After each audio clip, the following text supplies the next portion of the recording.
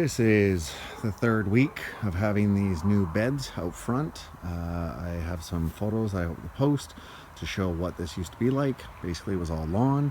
Here we are now, and I just want to share a few lessons of what I've learned about doing this process from desodding, irrigating, and amending. Point number one, irrigation. Had I thought this through a little more, I would have been a little more careful with my irrigation. My lines are just dangling in midair here. It makes things a little harder later on when I want to run a wheelbarrow over something. Definitely something I will keep in mind for next time. Think the irrigation through. It's not terrible, it's still working, and that's great. Amendments. As you can tell by the black stuff, I have put compost into the top 8 inches of the soil here, but what I have learned is that with this very silty soil, I'm just not getting the kind of growth I was expecting, and I definitely know better, and I think knowing better is knowing that there needed to be more, I guess you could say, bioactive. And what I'm really saying is I need to add more shit to this mix. I really should have added a manure into this. Even if it was my neighbor's horse manure, it would have been a lot better. I think it would have helped with water retention. I think it would have helped with mineral and fertilizer availability. I still have a few beds left, but definitely if you have silty soil, make a point of having like a manure compost. You really need to amp it up. I talked in another video about how we did this experiment where we added just tons of horse manure, and we broke that myth that you get lots of weeds, and actually that bed did the absolute best. So I'm kind of getting mediocre results, and I'll have to fix up patches like this, but I would definitely say manure plus compost is really where I should have been going. I did add some more other organic matter, but silty soil, definitely amend accordingly. This is a roll of sod. It probably weighs 100 pounds. I did not think through the fact that when I desodded my lawn, I was going to wind up with a lot of this. Actually, all along my perimeter between these hedges, you'll see that we actually have a bunch of rolls of sod that have started to collapse, and some not collapse that will just turn into soil. But I had so much of it, I was actually really shocked. And actually over here, to much the horror of many of my friends and family, over here and here, I have a bunch of sod that I need to put into the chicken coop to get rid of. You are going to have a lot of sod. It is heavy.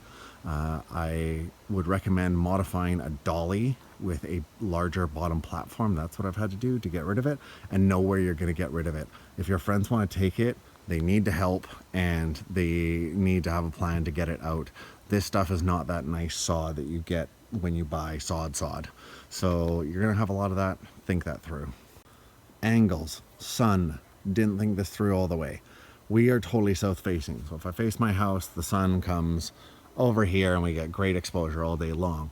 Now what happened was I wound up planting beans along here because I realized just as I was making these rows that I needed the tallest stuff here, because if I planted it in the middle, I realized if I planted those beans over here that they would grow up, and I would trellis it, and then it would shade all of this other plants out.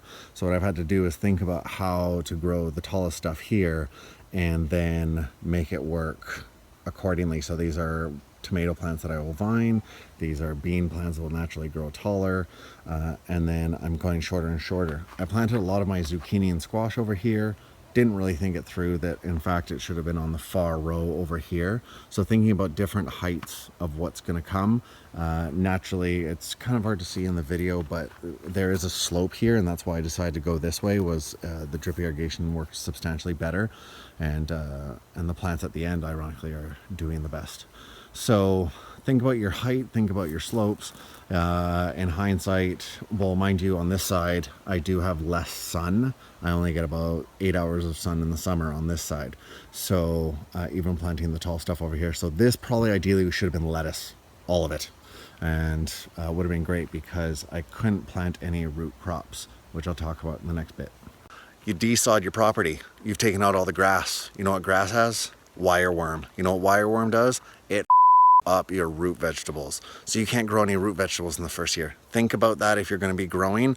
That means potatoes are out, radishes, beets, all of your root veg, not a chance. So you're gonna have to think about that. Thankfully, we had another plot that we were able to do a lot of our root veg, and then here we're doing a lot of our brassicas and zucchini and tomatoes.